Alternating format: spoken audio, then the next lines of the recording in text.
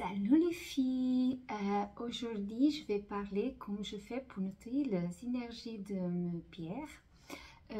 Une d'entre vous m'a demandé comment je fais, alors aujourd'hui je vais expliquer exactement comment je fais pour nettoyer, purifier. En fait, nettoyer et purifier c'est exactement la même chose. Et après, je vais vous expliquer comment je fais pour énergiser la pièce une fois qu'elle est purifiée ou elle est nettoyée en fait. C'est la même chose. En fait, je vous explique. Quand vous allez acheter un cristal ou une pierre, c'est pas vous qui choisissez la pierre, c'est elle que vous choisissez vous. Par exemple, si vous voulez acheter une pierre, par exemple, je vais vous donner un exemple, le quartz rose. Quand vous allez hors de magasin ou même dans le marché, parfois ils vont dans le marché, vous allez vers cette pierre là, il va y avoir une que va vouloir que vous le preniez en fait. C'est un petit peu bizarre de dire ça, mais c'est comme ça que ça marche. Il va y avoir une qui va vous appeler plus d'attention et vous allez le prendre et c'est elle que vous allez, même qu'elle soit moins jolie, qu'elle soit marron, par exemple qu'elle est un petit peu tordue en fait, parce que les pierres elles sont pas droites, mais parfois elles ont de forme. Même que paraît qu'elle n'est pas si très jolie, qu'elle n'est pas exactement pour vous qu'elle soit parfaite, vous allez le prendre et vous ne savez pas exactement pourquoi vous le prenez et vous avez envie de prendre cette pierre là parce que c'est elle que vous choisissez, c'est pas vous qui choisissez la pierre.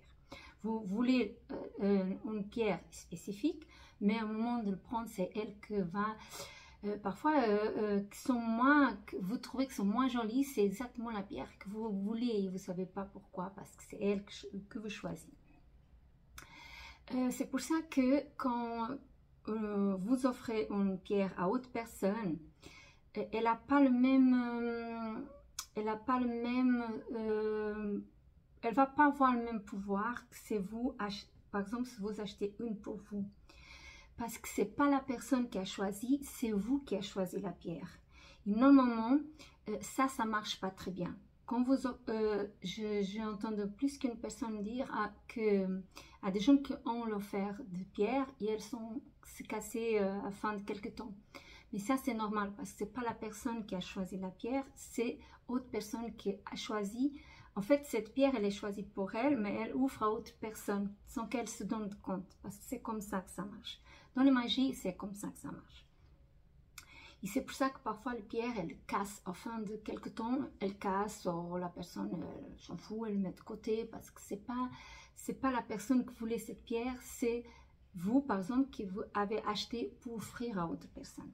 Parce qu'une pierre, elle a une fonction dans notre vie. C'est pas comme j'avais expliqué, c'est pas comme un objet qu'on achète et on met de côté pour décorer. La pierre, elle est là elle a une fonction.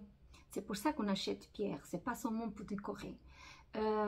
C'est aussi pour qu'après elle transmet cette énergie qu'on besoin à une certaine situation. C'est pour ça qu'on achète chaque pierre, c'est pour une situation qu'on besoin dans notre vie, ou pour nous sentir bien, ou pour, c'est pas seulement pour faire joli là.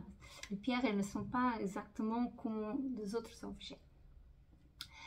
Et quand vous achetez la pierre, c'est important parce que c'est une pierre qui a absorbé beaucoup d'énergie tout le temps qu'elle a eu jusqu'à arriver chez vous.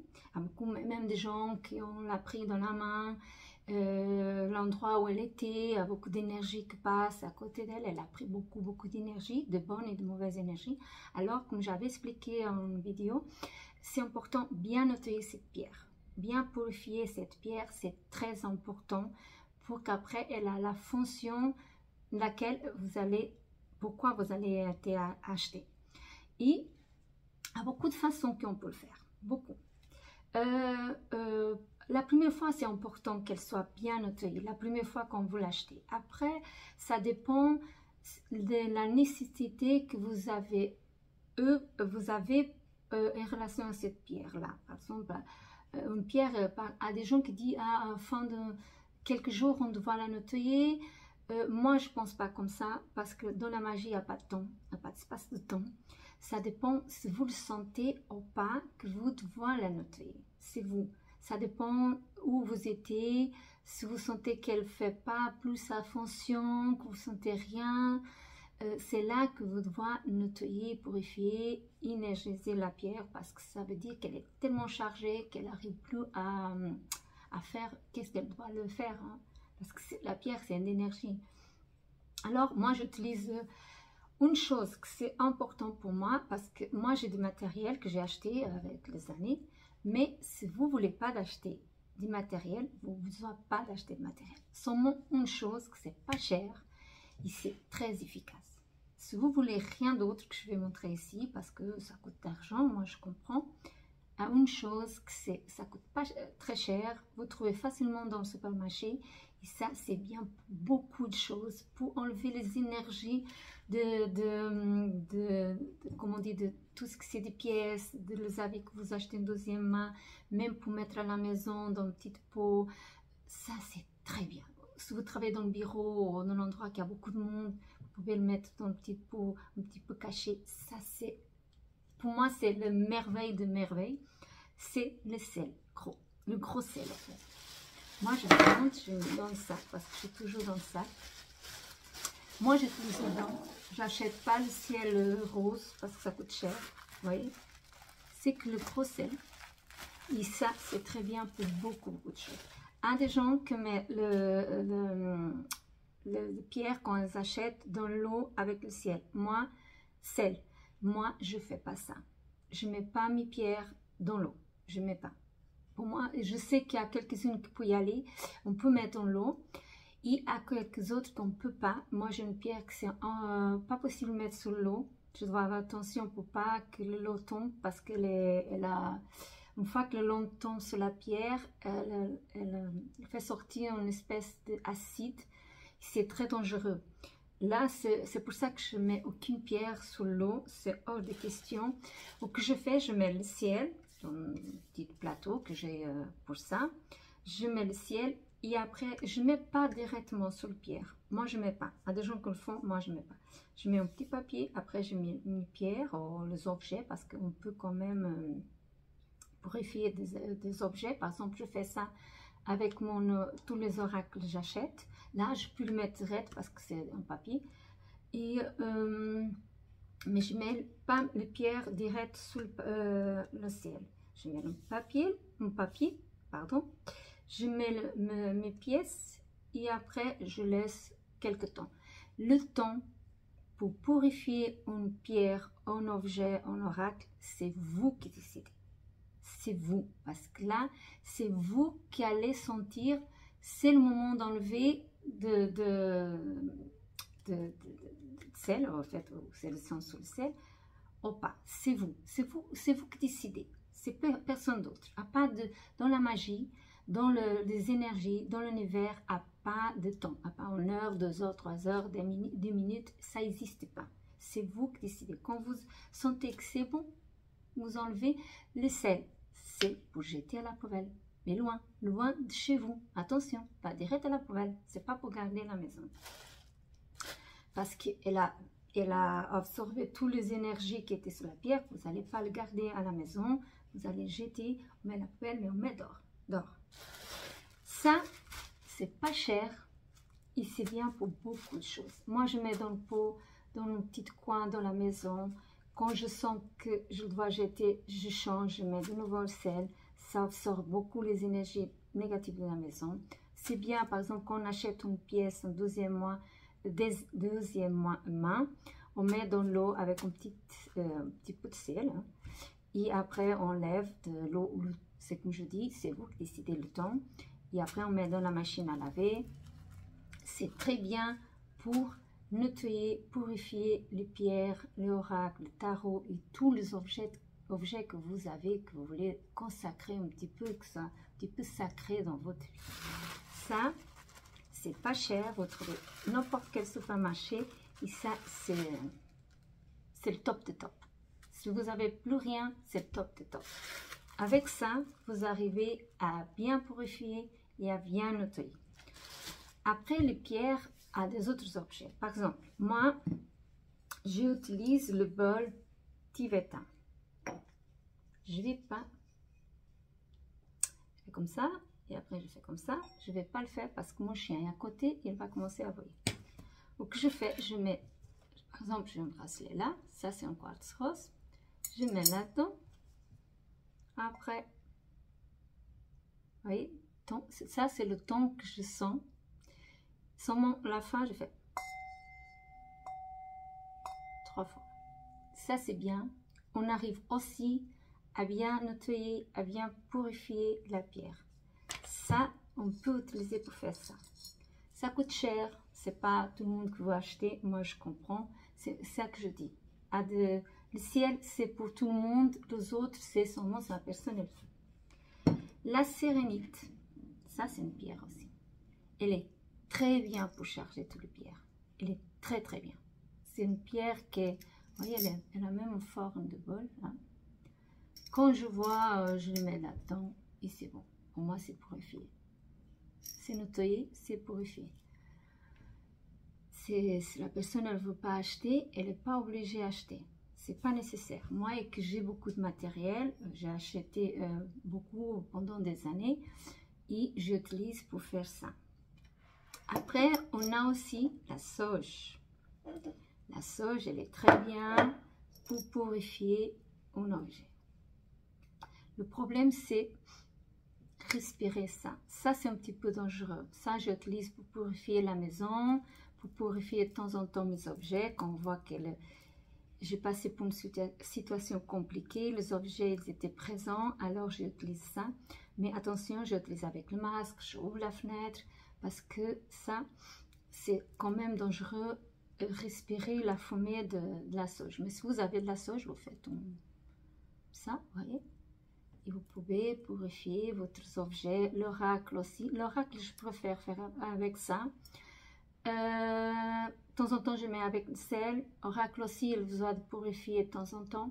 Alors, parce que comme on utilise souvent, quand vous utilisez les pierres pour la thérapie avec des autres personnes, moi, je n'utilise pas les miennes, mais si vous utilisez, c'est nécessaire de nettoyer tout de suite quand vous entrez chez vous, ou une fois que la personne est partie, ça c'est nécessaire. Vous n'utilisez pas après votre pierre, vous ne portez pas ce vous avez utilisé pour faire des rituels avec des autres personnes. Attention, ça c'est important. Mais ces clés, elles sont pour moi, c'est pas pour faire quoi que ce soit. J'utilise ça, comme j'avais dit, j'utilise la sérénite. Oh, attention, j'utilise une chose à la fois, je n'utilise pas tout ensemble. Parfois, j'ai envie de mettre dans le bol, alors je mets la pierre, je fais là et je fais comme j'avais expliqué. Oh, par exemple, je n'ai pas envie, je mets seulement, parce que je veux seulement qu'elle se charge un petit peu, alors je mets dans la sérénite, après, c'est bon. Ça, j'utilise plus pour la maison et plus pour l'oracle que pour le pierre, je vais être honnête. Les pierres, elles sont possibles aussi chargées, mais ça dépend, vous devez connaître la pierre pour faire ça. Elles peuvent charger aussi et nettoyer, purifier. Quelques-unes, elles sont au soleil, elles vont être exposées au soleil, et quelques autres, elles vont être exposées à la lune. Par exemple, moi j'ai la tourmaline noire, c'est une pierre que, en fait, c'est pas la plus qui a le plus de pouvoir, mais c'est une pierre, c'est vraiment très beaucoup de pouvoir de charger l'énergie négative. Moi j'ai une à côté de la porte, ça c'est très bien. Voir une à côté de la porte.